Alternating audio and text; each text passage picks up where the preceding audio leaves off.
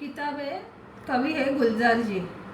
तो उन्होंने किताबों के माध्यम से सूखे फूल, जो सूखे फूल होते हैं ना, उसको पहले आदान प्रदान किया जाता, देते थे लाते थे, और उसका निजी जीवन से कुछ संबंध होता था। उसका एक उदाहरण दिया है। उसके साथ साथ उन्होंने पुस्तकों के दुख दर्द और मनुष्य जो अभी कंप्यूटर की ओर बढ़ रहा है उसके बारे में बताया है।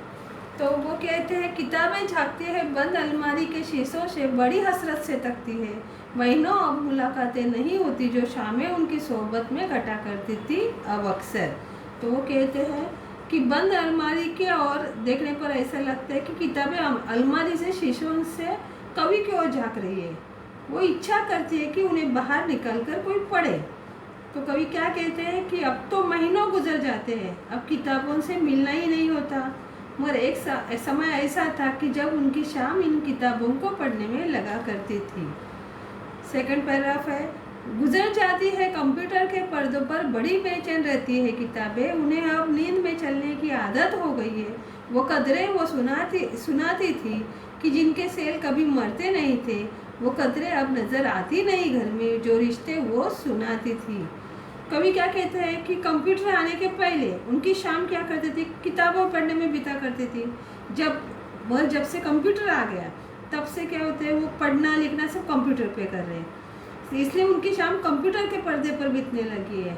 और इसी कारण किताबें बेचैन रहने लगी है। अभी हालत क्या है कि अभी हालत ये हो गई है कि किताबें नींद में चलने लगी है। सच में ऐसा होता है क्या? तो नहीं। कवि को अब सपने में भी किताबें दिखाई दे रही है, क्योंकि किताबों का मानव मूल्य है कि नहीं, है ना। इसलिए वो बोलते हैं कि घर में अभी नज़र नहीं आते, किताबें रिश्ते संबंधों के बारे में बताया करती थी। तो इसीलिए उन्होंने जो रिश्ते वो सुनाती थी, ये इसके लिए बोला है कि वही रिश्ते संबंध के बारे में हम लोग किताबों में पढ़ते थे। वह सारे उधड़े उधड़े हैं, कोई सफ़ा पलटता है तो एक सिसकी निकलती है, कई लफ्ज़ों के मानी गिर पड़े हैं, बिना पत्तों के सूखे ढूंढ लगते हैं वो सब अल्फाज जिन पर अब कोई मानी नहीं उठते।